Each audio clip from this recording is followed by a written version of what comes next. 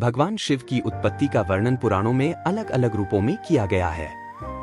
शिव को अनादि, जिसकी कोई शुरुआत नहीं, और अनंत, जिसका कोई अंत नहीं, माना जाता है। वे सनातन धर्म में त्रिमूर्ति, ब्रह्मा, विष्णु और महेश का हिस्सा हैं, जिनमें शिव संहारक के रूप में पूजे जाते हैं। उनकी उत्पत्ति से जुड़ी कुछ प्रमुख कथाएं इस प्रकार हैं। एक, शिव का अनादि और स्वयंभू स्वरूप। भगवान शिव को अनादि, जिसकी कोई शुरुआत नहीं, और स्वयंभू, जो स्वयं प्रकट हुए, माना जाता है, जिसका अर्थ है कि उनका कोई जन्म या सृजन नहीं हुआ। वे किसी भी भौतिक प्रक्रिया से बंधे नहीं हैं और इसीलिए उन्हें कालातीत, समय से परे कहा गया है। शिव निराकार हैं, जिसका अर्थ है कि उनका कोई निश्चित रूप नहीं है और इसी कारण वे हर जगह विद्यमान हैं, साकार भी और निराकार भी। उनका अस्तित्व किसी रूप या पहचान तक सीमित नहीं है, बल्कि वे ब्रह्मांडीय ऊर्जा के रूप में हर जीव और पदार्थ में समाहित हैं। शिवलिंग को शिव के अनंत और निराकार स्वरूप का प्रतीक माना जाता है। यह दर्शाता है कि शिव केवल एक व्यक्तित्व नहीं है, बल्कि संपूर्ण सृष्टि में व्याप्त एक ऐसी शक्ति है जो न आदि में सीमित है और न अंत में। शिव के इस अनादि स्वरूप के कारण उन्हें महाकाल कहा जाता है, क्योंकि वे न केवल समय से परे हैं, बल्कि समय के भी अधिपति हैं। संसार में सभी चीजें जन्म लेती हैं और समय के साथ नष्ट हो जाती हैं, लेकिन शिव इस चक्र से अछूते हैं। वे निर्विकल्प, बिना किसी परिवर्तन के और शाश्वत, अनंत हैं। शिव का यह रूप यह संदेश देता है कि जीवन के पीछे एक ऐसा मूल सिद्धांत है जो किसी भी आकार, रंग, स्थान या समय से परे है। उनका स्वयंभू होना यह दर्शाता है कि सृजन का स्रोत स्वयं में निहित है और किसी बाहरी तत्व पर निर्भर नहीं है। शिव को पूजने का अर्थ है उस चेतना और सत्य को स्वीकार करना जो हर परिवर्तन के पार है और सृष्टि के हर अंश में विद्यमान है। 2, ब्रह्मा और विष्णु से शिवलिंग का प्रकट होना। शिव पुराण में वर्णित यह कथा शिव के सर्वोच्च और अनंत स्वरूप को उजागर करती है। एक बार भगवान ब्रह्मा और विष्णु के बीच श्रेष्ठता को लेकर विवाद उत्पन्न हुआ। दोनों देवताओं ने स्वयं को सृष्टि का सबसे महान और शक्तिशाली बताया। विवाद बढ़ने पर उसी क्षण एक विशाल और दिव्य अग्निस्तंभ, शिवलिंग, प्रकट हुआ, जिसका न कोई आरंभ था और न ही अंत। दोनों देवताओं को आश्चर्य हुआ और शिवलिंग के रहस्य को जानने के लिए उन्होंने स्तंभ के आरंभ और अंत की खोज करने का निश्चय किया। भगवान विष्णु ने स्तंभ के नीचे का छोर खोजने के लिए वराह, सुअर रूप धारण कर पाताल तक की यात्रा की, लेकिन उन्हें इसका अंत नहीं मिला। दूसरी ओर ब्रह्मा ने हंस का रूप लेकर ऊपर की ओर उड़ान भरी और आकाश की अनंत ऊंचाइयों में इसके शीर्ष को खोजने का प्रयास किया, लेकिन उन्हें भी असफलता ही मिली। अपनी असफलता स्वीकारते हुए दोनों देवता स्तंभ के पास लौट आए। तभी उस अग्निस्तंभ से भगवान शिव का प्राकट्य हुआ।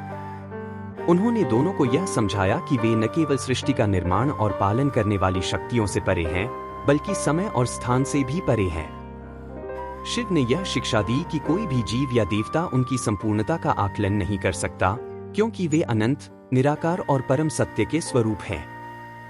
इस कथा के माध्यम से यह दर्शाया गया है कि शिव ही परमात्मा हैं, जो सृष्टि के हर परिवर्तन और गति का मूल है। ब्रह्मा और विष्णु यद्यपि महान हैं, लेकिन वे भी शिव के व्यापक और अनंत स्वरूप का केवल एक हिस्सा हैं। यह कथा शिव के सर्वोच्चता और अनादि स्वरूप की पुष्टि करती है और बताती है कि शिवलिंग किसी रूप विशेष का प्रतीक नहीं, बल्कि अनंत ब्रह्मांड और चेतना का प्रतीक है। 3, शिव का रुद्र रूप। भगवान शिव का रुद्र रूप उनका प्रचंड और उग्र स्वरूप है, जो संहार, परिवर्तन और पुनर्जन्म का प्रतीक है। वे इस रूप में विनाशकारी शक्ति का प्रतिनिधित्व करते हैं, जो न केवल भौतिक वस्तुओं का नाश करती है, बल्कि अज्ञान, अहंकार और अधर्म का भी अंत करती है। रुद्र का उल्लेख वेदों में किया गया है, जहां उन्हें प्रकृति की शक्तियों पर नियंत्रण रखने वाले देवता के रूप में वर्णित किया गया है। उनके इस स्वरूप से यह संकेत मिलता है कि विनाश कोई अंत नहीं है, बल्कि नवीन सृजन का प्रारंभ है। रुद्र का शाब्दिक अर्थ है रोदन करने वाला या दुख का नाशक। यह रूप इसलिए महत्वपूर्ण है क्योंकि यह दिखाता है कि विनाश का उद्देश्य केवल अंत करना नहीं है, बल्कि जीवन में नई संभावनाओं के लिए स्थान बनाना है। शिव का रुद्र रूप हमें यह सिखाता है कि परिवर्तन की प्रक्रिया कभी सरल नहीं होती, लेकिन यह विकास और प्रगति का आवश्यक चरण है। शिव के रुद्र रूप को प्रकट होते समय वे क्रोध में त्रिनेत्रधारी बनते हैं और उनके तीसरे नेत्र से अग्नि निकलती है जो संपूर्ण अधर्म और अज्ञान को भस्म कर देती है। यह रूप दर्शाता है कि वे केवल सृजन के देवता नहीं बल्कि संहार और मोक्ष के भी आधार हैं। प्रलय के समय वे संसार का नाश कर उसे पुनः सृजन के लिए तैयार करते हैं। रुद्र रूप से जुड़ी एक महत्वपूर्ण कथा में वर्णन है कि जब शिव ने अपना तीसरा नेत्र खोला तब उन्होंने कामदेव को भस्म कर दिया क्योंकि उन्होंने शिव के ध्यान में विघ्न डाला था। यह कथा दर्शाती है कि शिव का रुद्र रूप अहंकार, इच्छाओं और सांसारिक बंधनों का अंत करने वाला है ताकि आत्मा मुक्ति की ओर अग्रसर हो सके। इस प्रकार शिव का रुद्र रूप हमें यह शिक्षा देता है कि जीवन में कभी कभी कठिनाइयां और विनाश आवश्यक होते हैं क्योंकि वे हमारे अधर्म, अज्ञान और असत्य को मिटाकर हमें आध्यात्मिक उत्थान की दिशा में प्रेरित करते हैं। 4. शिव और सती का जन्म और पुनर्जन्म। भगवान शिव और सती का विवाह न केवल प्रेम का प्रतीक है बल्कि सृष्टि के संचालन के लिए आवश्यक संतुलन का भी द्योतक है। सती का जन्म प्रजापति दक्ष की पुत्री के रूप में हुआ था। अपने वैरागी स्वभाव और साधारण जीवन शैली के कारण दक्ष भगवान शिव को पसंद नहीं करते थे, लेकिन सती ने गहरे प्रेम और तपस्या से शिव को पति के रूप में प्राप्त किया। दोनों का विवाह चेतना और शक्ति के मिलन का प्रतीक था। हालांकि दक्ष ने अपने अहंकार के कारण शिव का अपमान करने के लिए एक यज्ञ का आयोजन किया जिसमें शिव को आमंत्रित नहीं किया गया। शिव के मना करने के बावजूद सती अपने पिता के यज्ञ में गई और वहां शिव के प्रति अपमानजनक व्यवहार को सहन न कर पाई। आहत और अपमानित सती ने वहीं आत्मदाह कर लिया। जब भगवान शिव को सती की मृत्यु का समाचार मिला तो वे शोक और क्रोध से भर उठे और उन्होंने वीरभद्र नामक गण को भेजकर यज्ञ का विनाश कर दिया और दक्ष का शिरोच्छेदन कर दिया।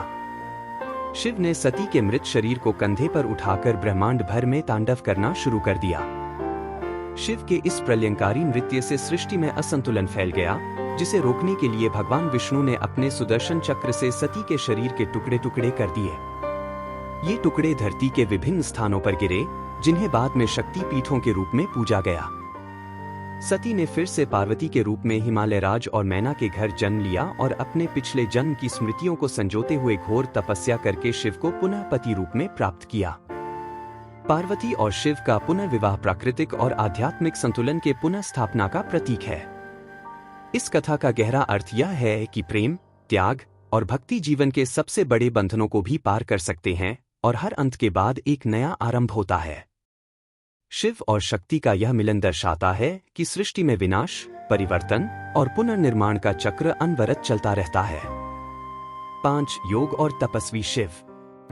भगवान शिव को योगीश्वर या आदि योगी माना जाता है, जो योग, तपस्या और साधना के आदर्श प्रतीक हैं। शिव का जीवन वैराग्य, आत्मानुशासन और गहन ध्यान का प्रतीक है और मान्यता है कि वे प्राचीन काल से हिमालय में तपस्या कर रहे हैं। उनका स्वरूप भौतिक से अधिक आध्यात्मिक है, जहां वे संसारिक बंधनों और इच्छाओं से परे रहते हैं। शिव का योगी रूप हमें सिखाता है कि मोक्ष प्राप्त करने का मार्ग बाहरी भोग से नहीं बल्कि आत्मसंयम और ध्यान के माध्यम से ही संभव है। उनकी साधना का उद्देश्य न केवल व्यक्तिगत मुक्ति है बल्कि पूरे ब्रह्मांड के कल्याण के लिए भी है। योग के सिद्धांतों के अनुसार शिव का ध्यान और तपस्या चेतना और ऊर्जा के संतुलन का प्रतीक है। उनका योग मुद्रा में बैठना दर्शाता है कि वे स्थिरता और शांति के आदर्श हैं। शिव का तीसरा नेत्र प्रतीकात्मक रूप से यह दर्शाता है कि उन्होंने आंतरिक ज्ञान और आत्मबोध को प्राप्त कर लिया है, जो उन्हें त्रिकालदर्शी बनाता है, अर्थात वे अतीत, वर्तमान और भविष्य का ज्ञान रखते हैं। शिव की साधना यह भी दर्शाती है कि आत्मा को इच्छाओं और अहंकार से मुक्त होकर ब्रह्मांडीय चेतना से जुड़ना चाहिए। शिव के अवतार और लीलाएं यह दर्शाती हैं कि वे समय समय पर पृथ्वी पर अवतरित होकर भक्तों और साधकों की सहायता करते हैं, उन्हें धर्म के मार्ग पर चलने की प्रेरणा देते हैं। उनकी तपस्वी जीवन शैली और योग साधना का यह संदेश है कि असली आनंद और मुक्ति की प्राप्ति संसार के भौतिक आकर्षणों से नहीं बल्कि आध्यात्मिक अनुशासन और आंतरिक शांति से होती है। इस प्रकार शिव का तपस्वी और योगी रूप हमें जीवन के असली उद्देश्य, आध्यात्मिक जागृति और मोक्ष की ओर प्रेरित करता है। भगवान शिव की कथाएं केवल पौराणिक घटनाएं नहीं हैं, बल्कि इनमें गहरे प्रतीकात्मक और आध्यात्मिक अर्थ छिपे हैं। शिव का व्यक्तित्व विरोधाभासों का समन्वय है। वे एक ओर योगीश्वर हैं जो ध्यान और वैराग्य में लीन हैं, तो दूसरी ओर संहारक हैं जो प्रलय के समय विनाशकारी तांडव करते हैं। उनके विभिन्न रूप रुद्र, नटराज, तपस्वी और शिवलिंग सृष्टि के चक्र को दर्शाते हैं, जिसमें सृजन, विनाश और पुनः सृजन निरंतर चलते रहते हैं। शिव केवल एक देवता नहीं, बल्कि ब्रह्मांडीय चेतना के प्रतीक हैं, जो हर स्तर पर भौतिक, मानसिक और आत्मिक विद्यमान हैं। उनके रुद्र रूप में विनाश से यह शिक्षा मिलती है कि परिवर्तन और सहार के बिना विकास संभव नहीं है। वहीं उनके योगी रूप से यह संदेश मिलता है कि आंतरिक शांति और मोक्ष की प्राप्ति सांसारिक सुखों से नहीं, बल्कि ध्यान, आत्मसंयम और भक्ति के माध्यम से होती है। शिव का निराकार स्वरूप यह दर्शाता है कि ईश्वर किसी एक रूप तक सीमित नहीं, बल्कि समस्त सृष्टि में व्याप्त है। इस प्रकार शिव की कथाएं हमें सिखाती हैं कि जीवन में हर कठिनाई, परिवर्तन और अंत एक नए आरंभ का संकेत है। उनका जीवन दर्शन यह प्रेरणा देता है कि विनाश कोई अंतिम पड़ाव नहीं, बल्कि नवीन सृजन का आरंभ है।